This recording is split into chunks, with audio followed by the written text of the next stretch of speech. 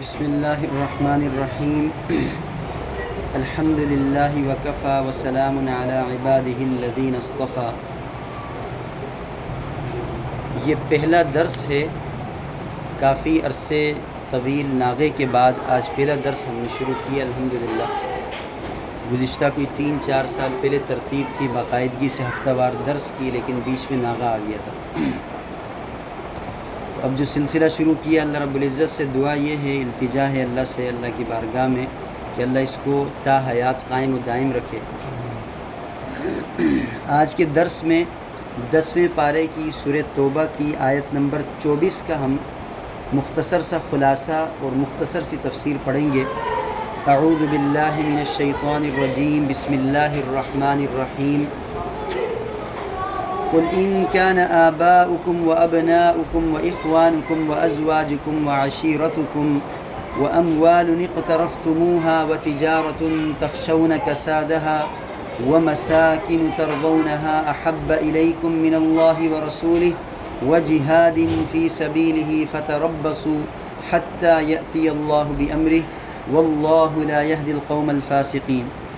اللہ رب العزت اپنے پیارے حبیب دونوں جہانوں کے سردار آقا نامدار صلی اللہ علیہ وسلم سے فرماتے ہیں کہ اے میرے محبوب، آپ اپنی امت کو، آپ تمام تر انسانوں کو میرا یہ پیغام دے دیں، ان کان آباؤکم و ابناؤکم و اخوانکم، کہ اگر ان کے والدین، ان کے باپ، و ابناؤکم اور ان کی اولادیں یعنی بالخصوص بیٹے، و اخوانکم اور ان کے بھائی، و ازواجکم اور ان کی بیویاں، اور اگر بیویاں ہیں تو اگر ان کے شوہر، و عشیرتکم اور ان کے خاندان قبیلے والے، و اموال اقترفتموها اور وہ مال جس کو انہوں نے خود کمایا، و تجارت تخشون کسادها اور وہ تجارت، وہ کاروبار جس میں نقصان ہو جانے کے خوف سے ڈرتے ہیں، وَمَسَاكِنُ تَرْضَوْنَهَا أَحَبَّ إِلَيْكُمْ اور وہ گھر جو ان کو بڑے محبوب ہیں، بڑے پسند ہیں،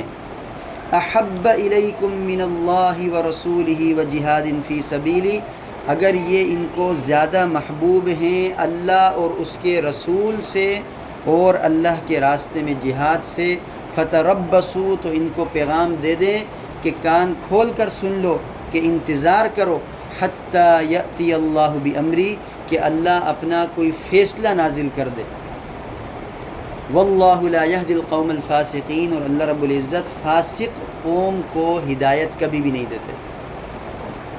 میری پیاری بہنوں اور میرے عزیز محترم دوستوں بزرگوں، یہ آیت ہمیں یہ بتاتی ہے کہ ہماری زندگی میں سب سے اہم، سب سے افضل، سب سے پہلا درجہ اللہ اور اس کے رسول کا ہے۔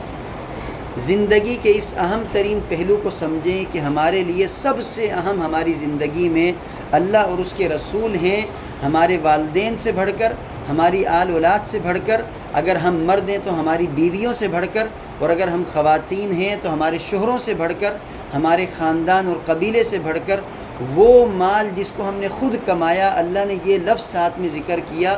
اس کی وجہ مفسرین یہ فرماتے ہیں کہ باپ دادے کی طرف سے ملے ہوئے مال کی انسان کو قدر نہیں ہوتی۔ وراثت میں 1 کروڑ بھی ملے گا نا تو اس کی قدر نہیں ہوگی انسان کو، انسان اس کو بے دردی سے خرچ کرتا ہے، اس کے نقصان کے اوپر انسان کو دکھ نہیں ہوتا۔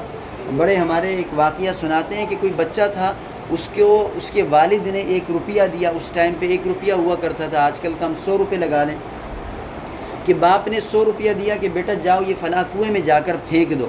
اس بچے نے لیا اور جا کر پھینک دیا۔ کچھ دنوں کے بعد اس بچے نے تھوڑا بڑا ہوا تو اس نے کہیں پر کوئی کام کیا، کوئی 10 روپے اس نے کمائے۔ باپ نے کہا کہ بیٹا یہ 10 روپے جو تو نے آج پورا دن لگا کر کمائے، یہ جا کے فلاں کنویں کے اندر ڈال دو، پھینک دو۔ بچے نے کہا کیوں ابا، میں پاگل ہوں، میں جا کے اس کنویں میں پھینک دوں؟ میں تو نہیں پھینکتا ہوں۔ تو باپ نے سمجھایا کہ بیٹا میں نے جو 100 روپے دیے تھے وہ آپ نے جا کر پھینک دیے، اپنی کمائی کے 10 روپے نہیں پھینک سک رہے ہو آپ۔ تو اس سے کیا پتہ چلتا ہے؟ اللہ رب العزت نے فرمایا کہ وہ مال جو تم نے خود کمایا، کتنا تمہیں وہ مال محبوب ہوتا ہے، کتنا پسند ہوتا ہے۔ اسی طرح فرمایا وَتِجَارَةٌ تَخْشَوْنَ كَسَادَهَا وہ تجارت جس کے نقصان سے تم ڈرتے ہو، کہیں اس میں نقصان نہیں ہو جائے، مرد کیسے کیسے تجارت کرتے ہیں کہ راتوں کو جاگیں گے، دن کو جاگیں گے، نیند قربان کریں گے، بیوی بچوں سے دور رہیں گے، کہ ایسی ایسی تجارت کر رہے ہیں کہ اس میں نقصان ہونے سے ڈرتے ہیں۔ اور فرمایا کہ وہ گھر جو تمہیں بڑے محبوب ہیں، جو تمہیں بڑے اچھے لگتے ہیں، یہ تمام کی تمام چیزیں وہ گنوائی اللہ رب العزت نے جو ایک انسان کی زندگی میں اس کو بڑی پسند ہوتی ہیں۔ یہ سب چیزیں بڑی پسند ہوتی ہیں۔ کسی کو والدین بڑے محبوب ہوں گے، نمبر 1 پہ والدین کو رکھے گا۔ کسی کو بیٹے بڑے پسند ہوں گے، وہ نمبر 1 پہ بیٹے کو رکھے گا۔ کسی کو اپنے بھائی، اپنی بیویاں، اپنے خاندان، قبیلے، کسی کو مال و دولت، کسی کو تجارت، کام کاج، کاروبار، اور کسی کو اپنے گھر۔ یہ سب چیزیں اللہ نے وہ ذکر کی جو انسان کو بڑی محبوب ہوتی ہیں، بڑی پسند ہوتی ہیں۔ آج کل آپ سب انسانوں کی تکلیفیں، دکھ اٹھا کر دیکھ لیں، کوئی اولاد کے لیے رو رہا ہے، کوئی بھائیوں کے لیے رو رہا ہے، کوئی اپنی بیوی کے لیے رو رہا ہے کہ اس کی طرف سے مجھے اچھائی نہیں ملتی، کوئی کام کاج کے لیے رو رہا ہے کہ میرا کام کاج اچھا نہیں چل رہا۔ یعنی اس کی زندگی کی ٹینشن اور پریشانی یہ ہے کہ یہ چیز سیٹ ہو جائے، میں بالکل راحت میں اور خوش ہوں۔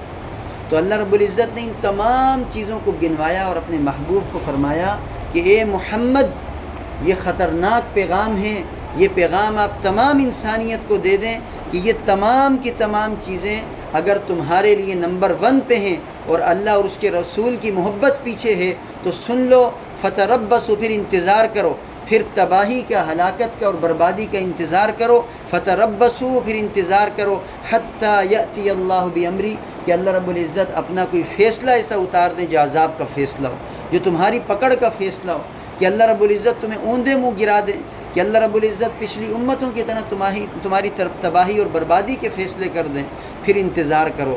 تو نمبر 1 پہ اللہ رب العزت نے فرمایا کہ تم نے اللہ اور اس کے رسول کو رکھنا ہے۔ تو اس آیت سے ہمیں یہ مفہوم سمجھ میں آیا کہ ہماری زندگیوں کے اندر نمبر 1 کے اوپر صرف اور صرف اللہ کی ذات رہے۔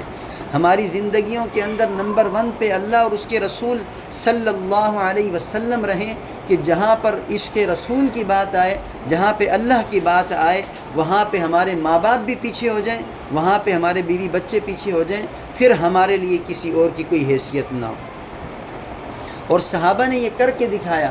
صحابہ نے ہمارے سامنے بے شمار واقعات ہیں کہ بنے بنائے مکانات ہیں، اللہ کے رسول صلی اللہ علیہ وسلم نے دیکھا اور فرمایا کہ یہ ناپسند لگ رہے ہیں، یہ برے لگ رہے ہیں، تو ناگواری کا اظہار کیا۔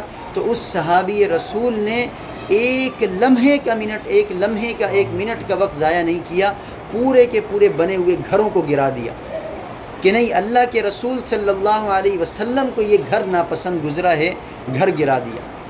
اللہ کے رسول صلی اللہ علیہ وسلم کے ایک ایک اشارے کے اوپر اپنی جانیں قربان کی۔